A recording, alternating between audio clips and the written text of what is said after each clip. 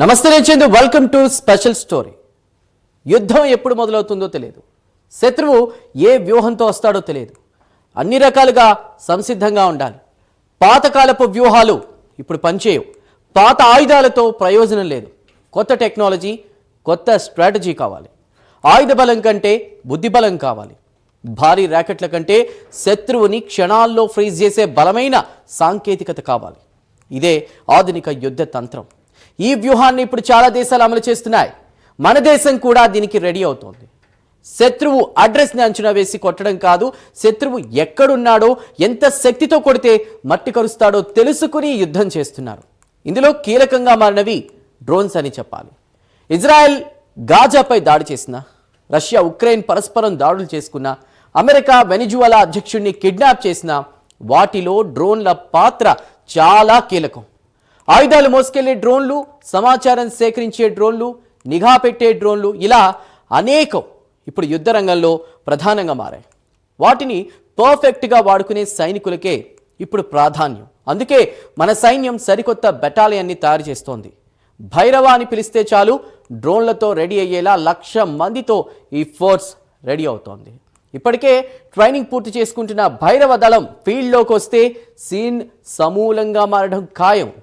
Operation Sindoor లాంటివి మరోసారి చేపడితే శత్రువుని క్షణాల్లో మట్టి కరిపించే శక్తిని ఈ ఫోర్స్ సొంతం చేసుకుంటుంది.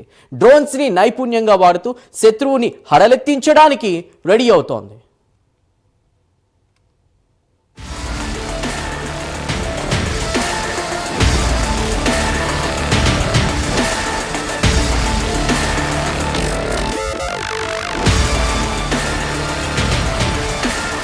హైటెక్ వార్ఫేర్ లో భారత్ కొత్త శకానికి నాంది పలికింది.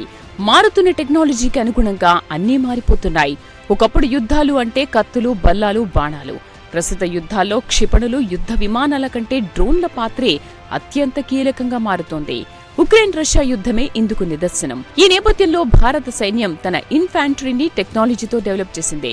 శత్రువుల గుండెల్లో వణుకు పుట్టించేలా ఏకంగా 1,00,000 మంది డ్రోన్ ఆపరేటర్లతో కూడిన ఫోర్స్ ను సిద్ధం చేసింది. ఇందులో భాగంగానే భైరవ్ బెటాలియన్లను ఏర్పాటు చేసింది.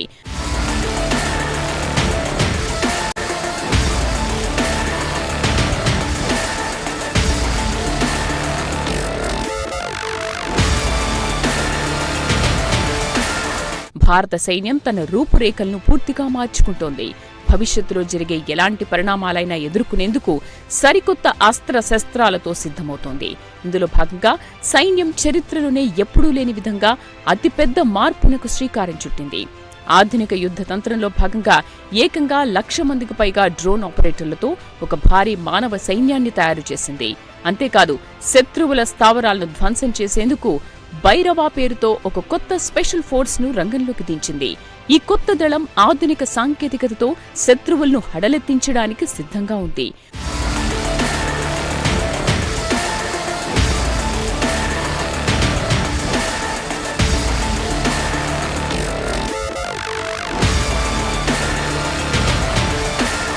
భైరవ దళం అనేది కేవలం ఒక సాధారణ దళం కాదు.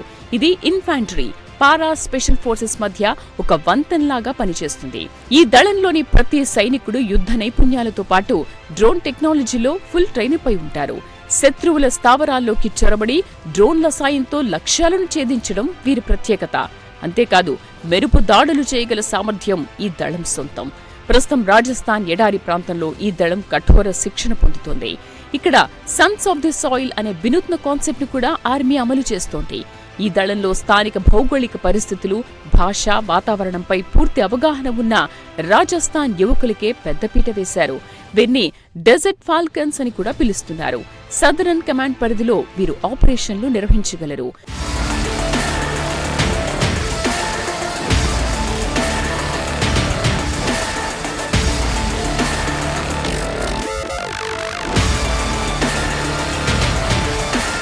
ఇక ఆర్మీ హెడ్ క్వార్టర్స్ ఆదేశాల మేరకు ఇప్పటికే 15 భైరవ్ బెటాలియన్లు రూపుదిద్దుకున్నాయి. వీటిని పాకిస్తాన్, చైనా సరిహద్దుల్లోని కీలక ప్రాంతాల్లో మోహరించారు. భవిష్యత్తులో వీటి సంఖ్యను 25కు పెంచాలని సైన్యం లక్ష్యంగా పెట్టుకుంది. కేవలం భైరవ్ మాత్రమే కాదు, భారత సైన్యం రుద్ర బ్రిగేడ్స్ పేరుతో మరో శక్తివంతమైన వ్యవస్థను కూడా ఏర్పాటు చేసింది.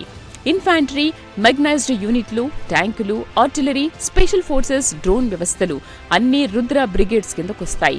ఈ మధ్య జరిగిన అఖండ్ ప్రహార్ విన్యాసాల్లో భైరవ దళం తన యుద్ధ ప్రావీణ్యాన్ని చాటుకుంది. Southern army commander lieutenant general Dheeraj Seth సమక్షంలో సాంకేతికత, శారీరక దారుఢ్యం కలగలిసిన అద్భుత ప్రదర్శన ఇచ్చారు. ఏడాది జనవరి 15వ తేదీన జైపూర్లో జరగనున్న ఆర్మీ డే పరేడ్లో భైరవ్ దళం ఒక్కసారిగా ప్రపంచానికి తన శక్తిని పరిచయం చేయబోతోంది. ప్రపంచవ్యాప్తంగా మారుతున్న యుద్ధ సవాళ్లను ఎదుర్కోవడంలో ఈ టెక్నో వార్ఫేర్ సైన్యం భారత్కు తిరుగులేని విజయాన్ని అందిస్తుందని రక్షణ నిపుణులు చెబుతున్నారు. మారుతున్న టెక్నాలజీతో భారత సైన్యం ఎంత వేగంగా దూసుకుపోతుందో చెప్పడానికి ఈ దళమే ఒక ప్రత్యక్ష నిదర్శనమని పలువురు భావిస్తున్నారు.